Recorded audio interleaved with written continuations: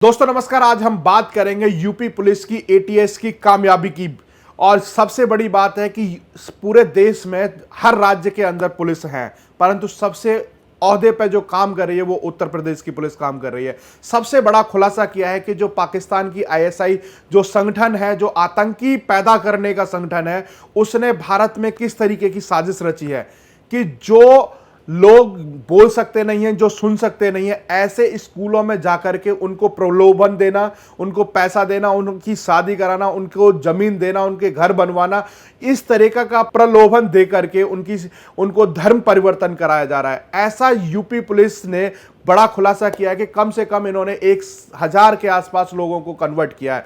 सबसे बड़ा सवाल यहां पर यह आता है कि इतने बड़े जो आईएसआई संगठन है जो हमारे देश के अंदर और पूरे देश का माहौल बिगाड़ने की जो कोशिश कर रहा है, उस पर अब योगी की पुलिस का डंडा चल रहा है। सबसे बड़ा सवाल यहां पर यह है कि यहां पर योगी का तो डंडा चल रहा है, बाकी राज्यों में इस तरीके के बहुत बड़े केसेस हो रहे होंगे, उन पर कैसे पर्दा डाला जाता है। सबसे बड़ा सवाल है कि जो मदरसे हैं और जो मस्जिदें हैं, वहां से इनको गाइडलाइंस मिलती है और कहां पर कैसे जाना है और किस तरीके की ये साजिश को रचकर कैसे जो हिंदू हैं उनको मुस्लिम धर्म अपनाना है, उनके ऊपर प्रेशर बनाना है, उनको लोभ लालच दे करके इस तरीके की कहानी इनको पूरी एक ट्रेनिंग दी जाती है।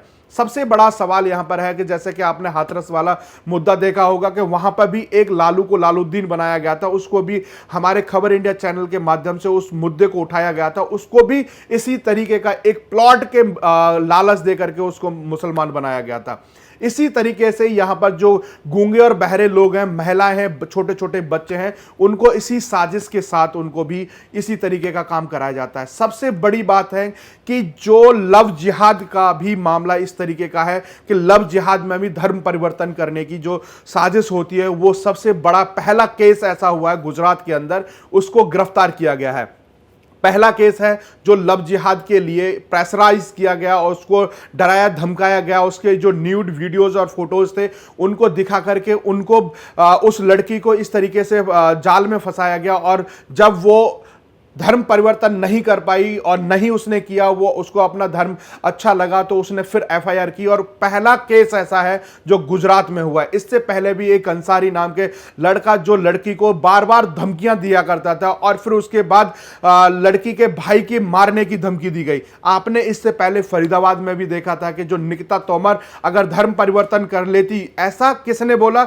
जिस लड़के ने निकिता तोमर की गोली मारी थी, उसकी मां ने बोला था कि अगर वो धर्म परिवर्तन कर लेती तो कहीं ना कहीं उसकी जान बच जाती। तो इस तरीके की साजिश यहां मौलाना मौलवी तो है ही हैं, परंतु जो युवा लड़के हैं उनके माता पिता भी बढ़कर चढ़कर के हिस्सा लेते हैं। सबसे बड़ा सवाल यहां पर यह है कि जो हमारे समाज के जो लोग हैं, जो बुद्धिजीवी लोग हैं, इन लोगों को समझाते नहीं है। नोएडा के अंदर 117 लोगों को इन्होंने कन्वर्ट किया है। एक मामला कानपुर के कर्नलगंज रेलवे लाइन का है। कानपुर को कैराना बनाने की कोशिश की जा रही है और वहां पर 10 से 15 परिवार हैं हिंदुओं के और चारों तरफ अल्पसंख्यकों के घर हैं। अगर उन परिवारों से जो बहन बेटियां बाहर जाती हैं उनका पीछा करते हैं, उनको छेड़छाड़ करते हैं, अगर विरोध किया जाता है तो मुस्लिम युवाओं के जो लड़के हैं वो इकट्ठे होकर के घर में घुसते हैं और मारपीट करते हैं। अगर उनका विरोध किया जाता है, ये चीजें सीसीटीवी में फुटेज में रिकॉर्ड हुई हैं, अगर इसका विरोध किया जाता है तो इस तरीके की धमकी भी दी जाती है कि हम तुम्हारे परिवार से भाई को या माता पिता को मार देंगे। इस तरीके की चीजें निकल के आ रही हैं। ये सबसे बड़ा सवाल है कि आखिरकार ये जो आसमानी किताब है, क्या उसके अंदर की चीजें जो बाहर रिएक्शन में निकल के आ रही हैं, यही आसमानी किताब में लिखा हुआ है? अगर इसके लिए अगर कोई सवाल खड़ा करता है या नरसिंहानंद सरस्वती जी इन चीजों पर सवाल करते हैं तो उनका गला रेतने तक की बात आ जाती है। यह सबसे बड़ा सवाल है।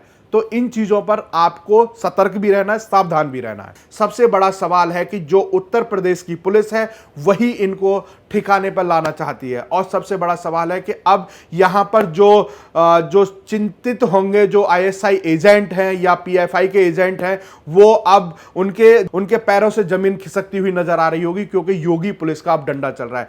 ऐसी खबरों के लिए आप हमारे साथ जुड़ सकते हैं। जय हिंद, जय भारत।